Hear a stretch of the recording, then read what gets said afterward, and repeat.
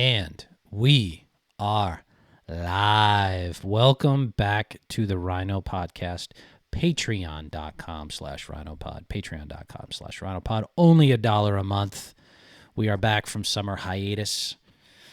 It's a wonderful summer.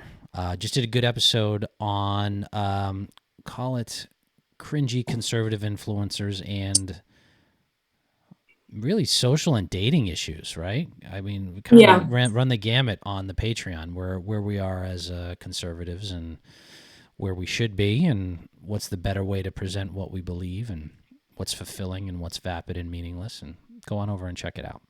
Patreon.com/RINOpod. Anyway, Kaitlin, it has been a great summer. Summer's over. It's time to get back to work. Time to get back to talking about politics and all that good stuff. And I'm still sporting the hat. Yeah. Okay. Because I have a message for, well, the whole RDS team, the Trumpers, the Nikki Haley supporters, everybody. Nothing's happened yet. The polls are wrong. Like, they're just wrong. They seem weird. I guess that's where so I did watch the Republican primary debate. Did you watch it, Jeff? I did watch it. We didn't do a show afterward. If you all didn't know, we took a break because we both went on vacation like in the beginning of August. I went to Italy and France, and it was great. And then the Republican primary debate was, when was it? The 17th? Yeah, something like that, a couple weeks ago. And it was a great debate. Did you watch it? I did. It was actually it was refreshing. I thought, it was a clarifying moment. You know, I loved that Nikki Haley, like, this is just the whole thing. We're living in different universes than other people, like the online people. If you were online, if you're a Trump person or a Vivek person, Vivek or whatever the hell he says, that he's a con man. But if you like to be entertained, if you like the clicks and the rage porn and all that shit, then you like Vivek. You and I think less of you. Because, like, this is a lot of libertarians were like, oh, Vivek now. It's like, but if you were... Like, you probably have, like, Bitcoin in your, like, in your bio, and you like Vivek. Yeah. I liked Vivek before he ran, because he seemed like a serious human being. And then he ran, and he became extremely annoying. And he would get on Fox News when I would actually watch Fox News and just scream at the TV and give his opinion. And I don't like that. And so it was great during the debate to see Nikki Haley, of all people, just bodying him. Yeah. Like several times. I was just shocked. And there are people there are Vivek people that like him who thought he did well. Austin Peterson is one of them, another libertarian. You know, you just can't trust their judgment, the libertarians. If you are of the mind that, I thought Vivek did really well, you're not normal. I'm just going to say, you're abnormal. He looked like a fool. He was a petulant little child. He proved how unserious he is and was. Nikki Haley handled him easily. Made him look foolish because he is foolish. Chris Christie got in on, but the thing about it was Mike Pence got in on him. I mean, he allowed Mike Pence to have moments. Like, I was just like, what the? Didn't help Mike Pence either. But the thing about the debate was that the candidates were so focused on going after Vivek that Ron DeSantis, every single time he answered a question, he had no pushback. He was able to look strong. Yeah. I was like so shocked during the debate. I was like, the person who walked out and won that debate was Ron DeSantis, and I could actually say that. I agree, and not just because I'm a homer, but let's put it in perspective. He came out of that ahead, and I want to say this to all the consultant class who I'm just and the pundit class. I'm sick of. We have 4 months before the first even votes are cast in the primary. This is not going to be, everybody wants the knockout blow, the moment where it all happens. Like, it's just not, this is different. It's not going to be 2016 anymore. Trump doesn't want to debate. It's a mistake. I think it's a big mistake. I think his support is hollow, and it's coming to the point where more serious people, I don't know, people in real life that are still supporting Trump. I mean, like people that in your day to day, they're still talking about, like, maybe there's some hidden support for it. I think maybe. I think there are okay. So I've always thought this. There's probably 35% of the current primary electorate that is like hardcore Trump. There's probably some soft leaners, and those probably are 5 to 10%. Yeah. I think the rest of the Republican primary is up for grabs, and that's not 50%, or that's over 50%. Correct. And so, I've said this on Twitter. I'm tired of Donald Trump. Like my fatigue is so high. Like it's not even like, the thing is like, I feel like we're not even opposing the Dems well anymore. Like when we lose elections, we don't oppose these people that we fundamentally do not agree with. And that's what we're doing with Donald Trump. We are losing elections. Like we have not won any specials since the midterms, which is bad. We're going into, I think this fall, Virginia legislature election. So that might be a bellwether, probably not, but like just to see how Glenn Youngkin's doing there. I'm tired of losing with this guy. Like we really need to cut him loose.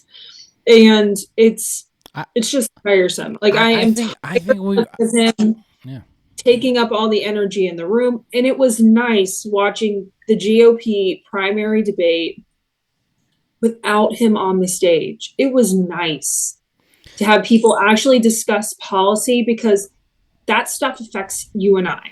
Yes, local elections matter. Yes, state elections matter, but federal policy still really matters. And I fucking hate having Biden as our president of the United States, with him literally today in Alaska on a 9/11 commemorative speech, say that he was at ground zero the day after 9/11 happened, which isn't true. He was in DC that day. He's out of his mind. His inability to lead our country is serious. Like the Biden administration is releasing $6 billion of Iran's money. They announced this today. Yep. $6 billion of Iran's money in a prisoner exchange. They announced this today. We all know Iran is the number one state sponsor of terrorism in the world. Yep. And they announced that today. And it's like, the action of them even doing it is awful, but they announced it today. This stuff matters. Okay? Like, and we're arguing about Donald Trump and whether or not we need to support him in these indictments. He's got 91 of them. That's fucking insane. I want to, I just don't see deep support for him. I think most people are like you. They're just tired of it. They want somebody serious. And they're both, here's the other thing. He's too old. Like, a lot more people are saying that, Jeff. The two of them, Biden or Trump, they're just too old. And let me tell you something. I'm getting vibes with Biden. Well, message to our Democrat friends. Call it Jeff's gut instinct. And I've been pretty right on my gut instinct. I'm getting RBG, when we held the Senate but didn't hold the White House vibes and held it over till Trump. I'm getting those kinds of vibes out of Biden. You want to stick with him? That's fine, because those vibes are that instinct with me is going to pay off. Because I just, I just yeah, I'm no. not So like, none of the polls state by state. I can say this, and we'll get into this in a second, because there's a few things to dissect with the GOP race. None of the polls that I've seen that are legitimate are really showing over 50% state by state for Trump, and those are the ones that matter. Trump, Those are the only ones that matter, state by state polls. well, So like, let's say if we're looking at Iowa first, Iowa, Trump, his polling has dropped. It's yeah, still in the 40s, but we have to remember that Iowa is a caucus. mm-hmm. So it's not like a primary where you go and you cast a vote. You have to go to your was it like precinct, Yeah, and something you like do that. like that's a pretty involved system of doing things. And so It's a pain in the RDS, ass, honestly. It sounds well, I've been to caucuses for other stuff. It's not fun. yeah, I imagine having to organize it would be crazy. But RDS is still in the race. Like, Yeah. so we talked about this before. We talked about it over the summer. And I've been hinting at this for a long time. Trump's running out of money. Like, we knew in May, compared to, and I think we talked about it back then, where I was just like, I think he's running out of money. He was every single fiscal quarter, he's putting away $20 million in order to pay for his legal fees. And this is before a lot of the indictments racked up. He knew when he said he was going to run for president again, that he was probably going to be in legal trouble. They know this, okay? Like, the feds, or even on the state level, will definitely hint towards somebody's lawyers that they're probably getting indicted. Mm-hmm. And so how do you raise a ton of money to get liquid cash? You run for president. I'm not saying that that's totally the reason that he's running, but it's a lot of the reason. It's a lot of the reason. He's moved a lot of campaign cash into that like, lawyers get paid first. I mean, nothing he says, even on Truth Social, that bleeds through to Twitter or in interviews, nothing that he says is about what he wants to accomplish in a second term. I don't even know what he wants to run on. Yeah. It's just, he just thinks he should be president, wants to finish a second term to do what? Well, we don't know. But he won't be able to do anything.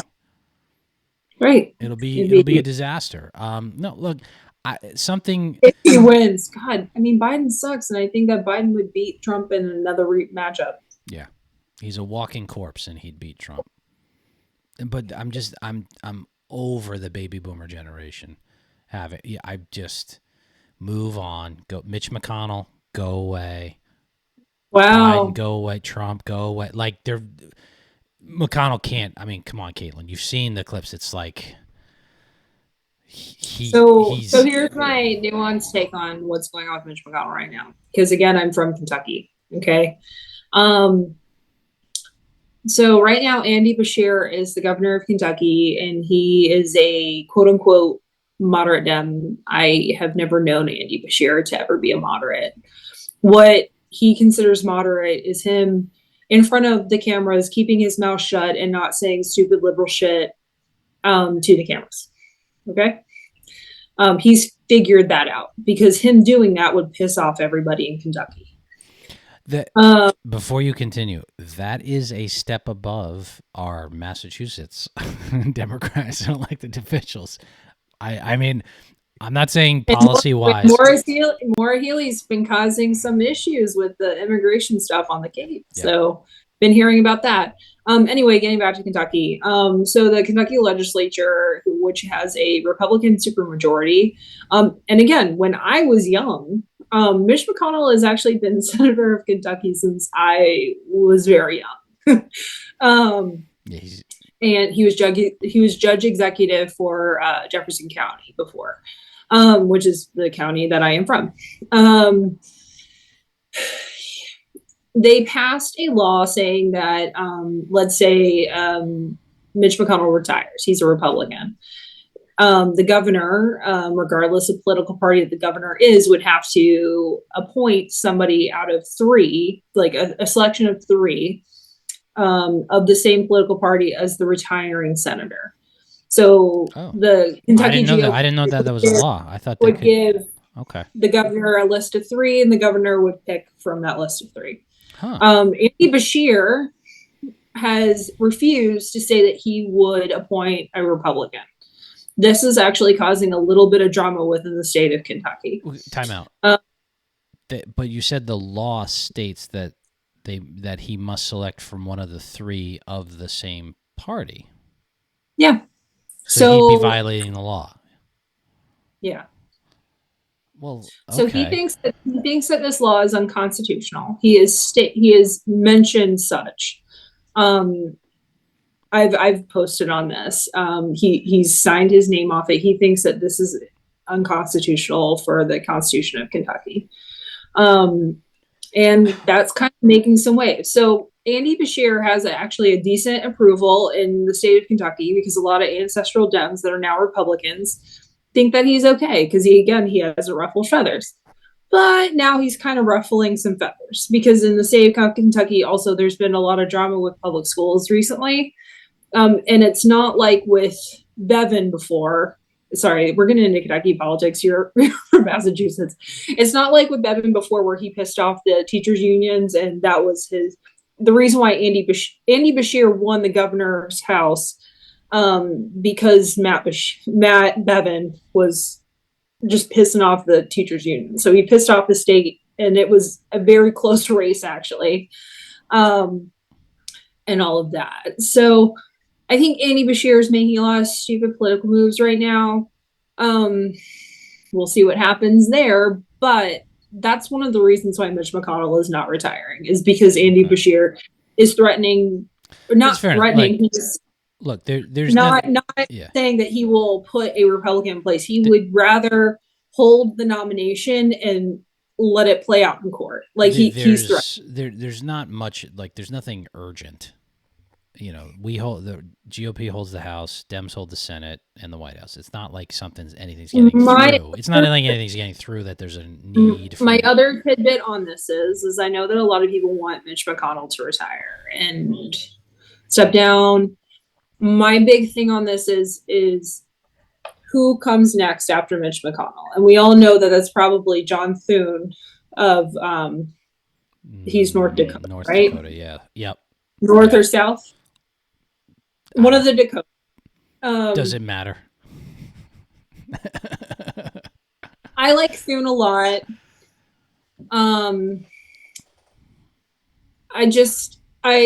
I need to see who comes next. That's my big thing. Well, I just need to see what McConnell was a brilliant tactician. Let me say that. Sorry, brilliant tactician on Senate procedure, getting what needed to get done through that body. So I have no qualms. I mean, look, we got 3 judges through the process. Well, my big thing on this is we now have a Supreme Court that's conservative, and so Donald Trump running again could fuck that up. That's true. Like, because if Biden wins again, we don't know what's going to happen those 4 years in replacing Supreme Court justices. Like, I'm sorry, but there's a lot of a long game here that people don't think about. I think I just, you know, something tells me that it's just not going to play out. Like, the Trump supporters online are just a little too, you know, all they talk about is the polls. Like, it's polls this, polls this. Your boys down on the polls. It's like, good, man. Go ahead. Well, you got nothing to worry about. You got nothing to worry about. Don't worry about it. They talk about, so, like, the reason why I think that Iowa is not as pro-Trump friendly as people think it is because last week I read a report off Mediaite where it says that Donald Jr. is sounding the alarms on the Trump Iowa operation. And the thing is the campaign has no money. They have no money. And in order to run these presidential primary campaigns, you have to have money to have door knockers, canvassers. You have to actually go out and organize your caucus goers. Like, I mean, you have to be organized. And I'm just not seeing that. So reading that report felt right to me based on what you're kind of hearing out of people on the ground. And then you see Trump going to the Iowa State football game, just getting flicked off the entire time and Yeah. booed. Yeah.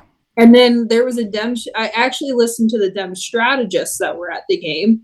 And they said, no, the booing was real. Like, they were like, we don't even like Ron DeSantis. And we thought the booing for Trump was very real. It's different, man. I'm telling you. And Selena, did you read about the Selena Zito No. article? No. What was it? Okay, so she had a piece last week where she goes, I'm not seeing what I'm seeing in 2016. She goes, in 2016, people came out and they were rabidly for Trump. Mm-hmm. He turned it into an identity. She goes, people are tired. I'm not seeing that in the back roads. So maybe I'll even clip this part. If I can distill all this down for the DeSantis campaign, there's not going to be a magic bullet or a knockout punch. It is going to be actually be the boring policy guy who hits the Dems, is conservative, makes the case, grind it out day in, day out. There's not going to be any shortcuts. It's just going to have to, you're just going to have to hammer it home. And when Chris Christie comes after you and Nikki Haley comes after you with their weak shit from the left, you can hit them back from the right. And it should be relatively easy because you know what they're going to go, you know what they're going to say. And let me just advise, by the way, Chris Christie, I guess doesn't matter, but at least the Nikki Haley campaign. Chris Christie is like, I'm going to start following Trump wherever he goes. He said that this morning. Fair enough. Some shit, but which is fine. Chris Christie, you go. You stay on Trump's ass. That'll be fucking hilarious. That is your job. You're not running for president. You're running to be a thorn in his side. That is fine. I like that. Nikki Haley, and keep it up. There are Nikki Haley supporters, and I know they're a little bit cringy because it's a lot of this girl boss thing, and it's like Nikki, which I feel like if she stopped doing that, she'd be taken more seriously. Yeah, but a lot of it's her supporters. Like, this is what I said during the debate. Okay, this is what I said during the debate. If I have any piece of advice for Nikki Haley, don't wear demure colors. Okay, you walked up on that debate stage in light blue. Okay, no. The politics of fashion for women is very important. I need to make this point. If she walked up there in Reagan red, she would have killed it, and she probably would have skyrocketed past Ron DeSantis. I'm not kidding, because she would have looked a little bit stronger. She looked weird in that demure light blue going after Vivek. And trust me, I am so proud that she bodied him so hard. Like, that was great to watch. That part was great. What I don't like, what I don't like, and what is cringy from she her. raised that hand so fast when she said she'd support Donald Trump in 2024. I was like, you are not your own woman. What was cringy for me, and it's a line that of the advisors that she has surrounded herself with. It's like, you want people or you want something to be talked about, hire a man. You want something to get done, hire a woman. It's just like, can you spare me, please? Okay, it's like don't talk down to me. That, like, here's the thing. It's a platitude. It's one of those platitudes that, like, women put in, like, they put in, like, sticker mode and put it up on their wall. Yeah. And then they wonder why they're single, as we said on the Patreon at 29. But that's basically her campaign, and she's got a little bit of the Chris Sununu disease, where it's like she doesn't. Chris he's been campaigning with RDS in New Hampshire. Smart man, because look, there is a contingent in our party who thinks that the culture war is being caused by the right, and that either the stuff with trans indoctrination in schools or indoctrination in schools, either A, isn't happening, or B, is blown out of proportion. And they are like, can't we just talk about taxes and economic growth? And it's just like, no, we can't. Because this really serious issue is right in front of us right now. We know what you think about taxes and economic growth. I think we all agree on that, except for maybe Sohrab Ahmari. But since the year 2000, guys, all Republicans agree on the same tax plan since the year 2000. You're not going to get anywhere. And the biggest difference that I see with Nikki Haley now, that I maybe didn't see it before, and believe me, if she got the nomination, I'd vote for her. That's not what I'm talking about. Yes, I want to make sure that's very clear. Like, if Nikki Haley somehow pulled it out of her backside and became the nominee for the GOP in 2024, I'd donate and vote for her. Like, same. I wouldn't be super duper excited. Still would do that because I'm a team player. For certain people, but Nikki Haley wants the corporate media to like her. Remember her Disney and Ron, where she was like, move Disney World to South Carolina. It's like you're not moving. That had nothing to do with it. Like, that's the thing. She wants to get on CNN because her supporters want her to be on CNN. She thinks that the New York Times, having her be an acceptable candidate, and she is like the acceptable candidate by the New York Times. And what's great about Ron DeSantis, even as opposed to, is like he doesn't give a shit. Like, even Trump wanted the New York Times to write good things about him. Ron DeSantis doesn't give a fuck. And that's not only what I want, that is what we need. If Nikki Haley cares more about cable news hits than she does about making the better point, then she is going to lose because people will see right through that. And they're probably very close on policy matters, foreign policy, domestic policy. There's, marginal differences on a lot of the stuff. But the culture war needs to be fought. The press is corrupt. They need to be treated as such. This didn't come out of her campaign per se, but a lot of her surrogates and supporters with the whole curriculum thing from a few weeks ago this summer when we were on hiatus, with the slavery curriculum. Totally, they jumped on. They bought hook, line, and sinker the media narrative on that. It's completely wrong, bullshit. So you have to be able to not only just see it right away, but hit back on it. And I lost a lot of respect for her during that whole back and forth. But she doesn't get it. Like, if you want to be liked by corporate media, go be a Democrat. Like, it's over. It's done. Go sit down and talk to Joe Rogan. Go on a serious podcast and make your case to people in a serious way. I have no problem with Ron DeSantis talking to the New York Times, but you got to treat them like they're not honest. They're not honest. They're not honest. I mean, my big thing with Nikki Haley is that in the beginning of this campaign, I think that she did some cringy things. I also didn't like that she really played on her Trump UN role a lot. That she's not been in an executive role for a while. She hasn't been governor of South Carolina for how long? Like over 5 or 7 years. When did she leave? Well, 2016 was 7 years ago, so it was like before that. So maybe I know. You're bumping up on a decade, give or take. Yeah. I mean, 2016, forever 2016. I can't wait to talk about Trump forever. Like, like everyone, like, it's really funny because like the Trump people are like, oh my God, you want to return to 2012? No, I would like to not return to 2012. Yeah. I would not like to return to Mitt Romney being the nominee. I would like to move forward. I want Ron DeSantis to be the nominee for the GOP. I think that their reset has been going well so far. I like that he looks normal when he's campaigning.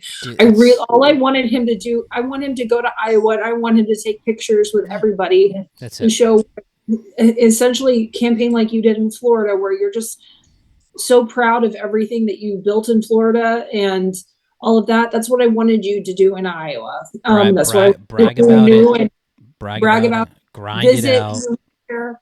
That's it. visit everything, take pictures with everybody. Mm-hmm. That's really all you need to do in these two states. Yeah.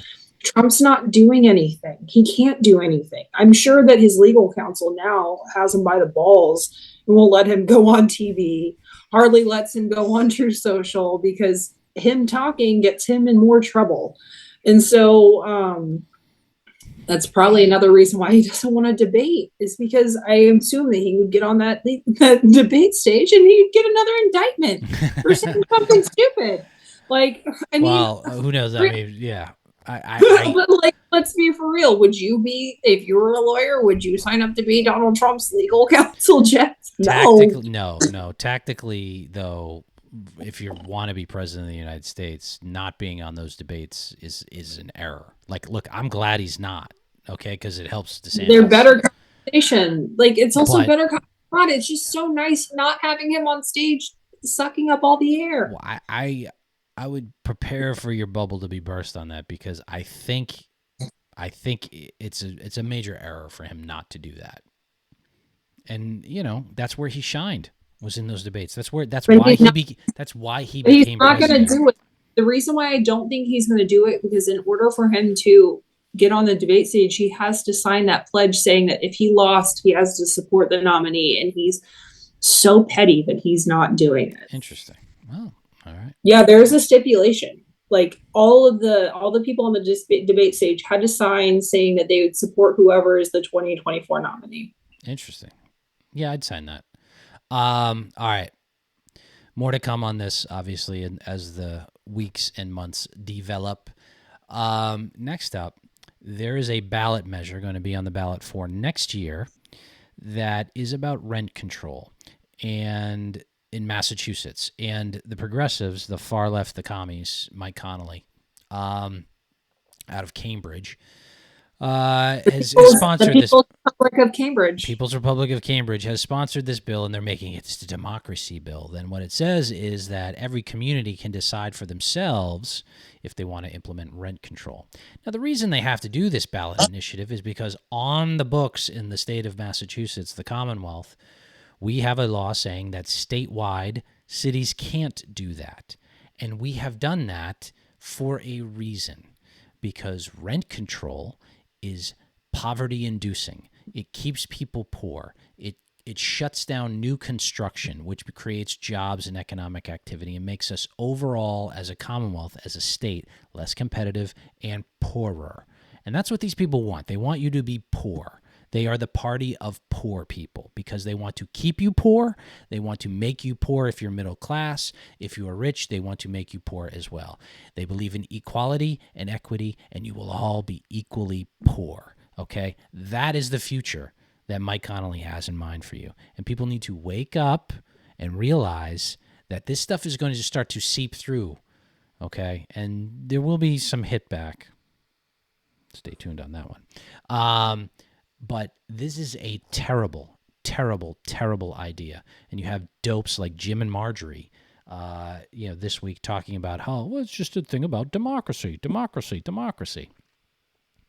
We don't live in a democracy. We live in a constitutional republic. Know the difference. That's my rant. We vote small d democratically. That's about it. Yeah, no, I mean, I am obviously against rent control as a principle. Yeah. No, it's a stupid idea. There's not much else to say about it. It's not allowed here in Massachusetts for a reason. People, you don't tear down fences before you know that why they were put up in the first place. This is a big fence. Don't tear it down. Do we also want to talk about the immigration issues that are happening on the 8th and the protests? We want to have time. Maybe we can save that for another one. That's not going away. That's not going away. There's a thousand migrant families a month. Families, which means it's not even 1,000 people. Maybe that's a topic for the next one, because that we should talk about New York and maybe that Abbott and Ron DeSantis won. Brilliant political move. Brilliant political move. Sending them up here. We'll let out. That'll be our next topic. All right. That the right shifted the Overton window on immigration. We did. Finally, Wonderful. we won. Well, there's a lot Well, for right now, lot to clean up right now. So for right now, we yeah, the political aspect of it. All right. Thank you very much, folks, for tuning in. Go over to patreon.com/rhinopod. Only $1 a month. Sign up for extra content where we go a little bit deeper on different topics. And we will see you soon, or you will see us soon, over your Twitter X. I'm still calling it Twitter. I'm still calling it Twitter as well. I'm not calling it X. It sounds weird. X is just weird. It's not working. But this is the place to be. It's the coolest club in the world, and it is Twitter. All right. Until next time, everybody, have a great week. Bye-bye. Bye-bye.